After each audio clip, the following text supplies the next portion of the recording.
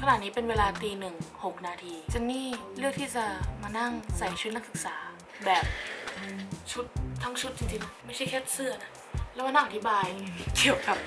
บทุนมอกรุงเทพที่เจนนี่ได้รับนะคะหน้ากูก็ไม่ได้แต่งเนี่ยคือเตรียมตัวนอนมากเลยอะได้ผมเพื่อวิดีโอเลยนะปกตินอนสภาพมีควายวันนี้เรามาพูดเรื่องทุนกันนะคะสำหรับใครที่ยังไม่รู้นะเจนนี่เป็นเด็กทุนมอกรุงเทพนะหน้าตาแบบนี้เด็กทุนด้วยวิดีโอที่ทุกคนจะเห็นใน YouTube ส่วนมากก็จะเป็นคนที่เขาเป็นยูทูบเบอร์กันอยู่แล้วไปสมัครทุนอยู่มอกรุงเทพใช่ไหมแต่ว่าเจนนี่ไม่ได้เป็นยูทูบเบอร์แล้วไปสมัครทุนก็จะมาให้ในมุมมองของคนที่ไม่ได้เป็นยูทูบเบอร์ไปสมัครมากนะคะยูทูบเบอร์ส่วนมากเขาจะสมัครทุน Digital Gen Z เนาะแต่ว่าอันนี้เจนนี่สมัครเป็นทุน Global Bright นะคะทุน 100% สำหรับเด็กที่อยากเข้าฝั่งอินเตอร์อย่างแรกเลยทำไมเจนนี่ถึงเลือกมหาลัยกรุงเทพไม่รู้อะคือไป Open House ของหลายที่แล้วมันไม่ถูกใจเท่ามาของที่นี่อะไปของมอกรุงเทพแล้วมันรู้สึกว่าแบบมันใช่อะมันใช่กูอะกูชอบแบบนี้คืออยากมามอกรุงเทพอยู่แล้วรู้อย่างว่ามอกรุงเทพเขาโดดเด่นเรื่องนิเทศเนาะแล้วเจนนี่ก็อยากเรียนนิเทศเป็นคณะ Communication Strategy and Ideation นะคะเอาง่ายก็คือนิเทศอินเตอร์แหละคนที่จะสามารถสมัครทุนนี้ได้ต้องมีเกรดเฉลี่ย5เทอมจาก 3.00 ขึ้นไปนะคะแล้วตัวเจนนี่เองมีเกรดเฉลี่ย 3.52 ก็เลยลองสมัครดูไม่เสียหายมีแต่ข้อดีอะมันไม่มีข้อลบสักอย่างในการสมัครทุนไม่เสียเงินค่าสมัครฟรีพอตัวเจนนี่เองเตรียมเอกสารพร้อมทุกอย่างเจนนี่ก็ลงกรุงเทพไปกับแม่นะคะแล้วก็ไปยื่นเอกสารทุกอย่างว่านี่ค่ะเจนนี่จะสมัครทุนกับว่าใบนะคะแล้วพอสมัครเสร็จทุกอย่างเขาจะบอกเรียบร้อยแล้วครับแล้วเขาก็จะให้ใบนี้มานะคะถ้าสำหรับใครที่ผ่านตาคณะกรรมการที่เขาได้ดูพอร์ตโฟลิโอของเราแล้วก็เอกสารอินโฟเมชันทุกอย่างของเราแล้วมันก็จะอยู่ในเว็บไซต์นะคะว่าใครที่เข้ารอบสอบสัมภาษณ์นะคะแล้วเจนนี่ก็เป็นหนึ่งในนั้นตอนที่รู้อะโคตรตื่นเต้นเลยแล้วแบบเฮ้ยผ่านแล้วผ่านไปสัมภาษณ์เอาตรงๆไม่ได้ซ้อมเลยว่าต้องพูดอะไรบ้างตอนสัมภาษณ์ไม่คิดด้วยซ้ำว่าจะผ่านอะคือบอกตัวเองเฮ้ยยังไงก็ต้องผ่านยังไงก็ต้องผ่านเก่งแต่พอมาถึงจริงๆวันที่ไปสมัครอะคนข้างๆอะไปสมัครทุนเดียวกันแล้วทำให้รู้สึกขี้หดตดหายมากเลย ขี้หดตดหายแล้วพอเราเห็นชื่อเราในเว็บไซต์แล้วนะคะเราก็ต้องโทรไปยืนยันกับเขาว่าหนูรับทุนนี้นะคะหนูจะเอาค่ะเจนนี่ลงไปสอบสัมภาษณ์วันที่19 กุมภาพันธ์นะคะคือก็มีเวลา5 วันในการซ้อมสัมภาษณ์ของเจนนี่เป็นสัมภาษณ์ภาษาอังกฤษนะว่าเข้าอินเตอร์ก็ต้องสัมภาษณ์ภาษาอังกฤษก็ต้องซ้อมก็ไปดูใน YouTube เจนนี่สอบ IELTS ด้วยนะเลยรู้ว่า speaking test มันเป็นยังไงแต่มันก็แตกต่างกันนะเพราะวันนี้เขาเป็นสัมภาษณ์อะพอถึงวันแล้วเจนนี่ก็ลงกรุงเทพอยากจะบอกว่าคือตอนที่ไปอะทุกคนที่อยู่ในแถวนั่งรอคือเขาเรียบร้อยมากแบบทุกคนโคตรเนิร์ดอะแบบเป็นเด็กเรียนพิเศษ7 วันต่ออาทิตย์อะไรเงี้ยแล้วกูก็ไปเนคไทก็หลวมๆใส่กระโปรง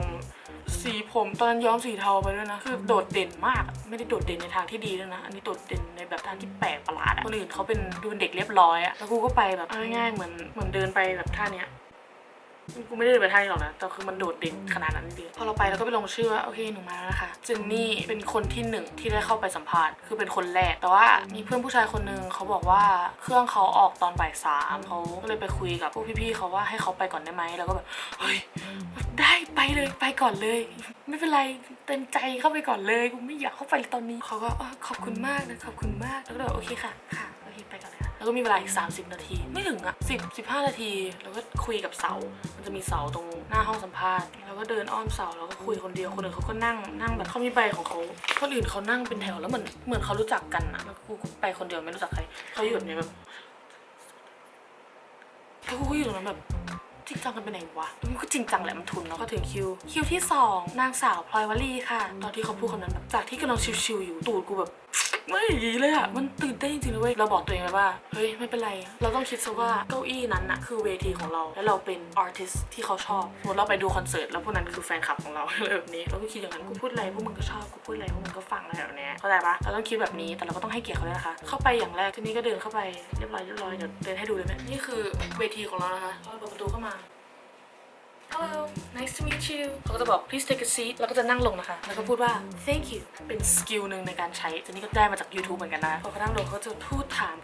มแล้วมันเป็นคำถามที่คือไม่คิดว่าเขาจะถามเขาก็จะเปิดพอร์ตโฟลิโอเพราะเราส่งพอร์ตโฟลิโอให้เขาดูใช่ไหมนี่คือพอร์ตของเจนนี่ใครอยากดูก็บอกได้นะคะเดี๋ยวจะทำเป็นคลิปต่อไปเขาก็จะเปิดดูพอร์ตโฟลิโอเข้าไปจำได้ว่าเป็นโต๊ะยาวๆตอนที่อยู่ในห้องสอบเจนนี่นั่งมือแบบนี้อยู่บนตักแล้วก็นั่งอยู่แล้วเจนนี่คือ center of attention คือคนเดียวที่นั่งอยู่ตรงนั้นแล้วก็มีประมาณ6 คนในห้องที่มานั่งฟังเจนนี่อยู่คือตอนนั้นแบบหัวใจเต้นแบบแล้วคนตรงกลางก็ถามเจนนี่มาว่า why do you think we should give you this scholarship ถ้าแปลเป็นไทยก็คือทำไมเราถึงต้องให้ทุนนี้กับคุณให้บอกคุณสมบัติของตัวเองตอนนั้นคือตกใจมากแบบท ไมต้องให้ก็ตอบไปว่าเพราะว่าตอนนี้เราเป็นอาร์ติสที่เขาชอบอยู่นะคะเรานั่งอยู่บนเวทีของเราอยู่แล้วเขาก็ถามคำถามเราโอ้ยขณะพูดถึงตอนนี้ยังตื่นเต้นหัวใจเต้น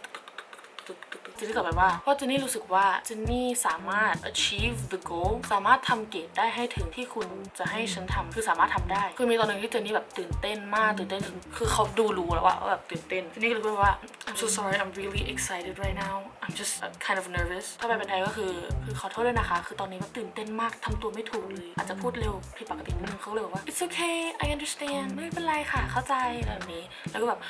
เรื่องใจขึ้นนิดนึงพอ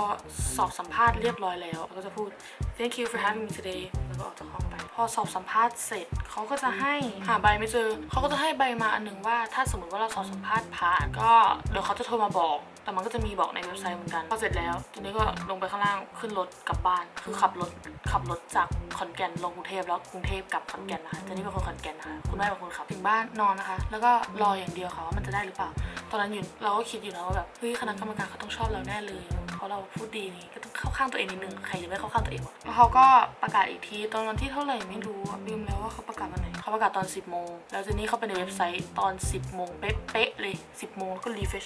มันก็ขึ้นมาว่ากูผ่านเว้ยแบบได้รับทุนนี้แล้วมันตื่นเต้นมากตอนนั้นทำตัวไม่ถูกจริงๆเฮ้ยได้จริงๆหรอพูดถึงตอนนี้ยังตื่นเต้นเลยรู้สึกอยากร้องไห้แล้วตอน 10 โมง 3 นาทีทางมหาลัยเขาก็โทรมาบอกว่ายินดีด้วยนะคะได้ทุน1นี้แล้วก็แบบค่ะ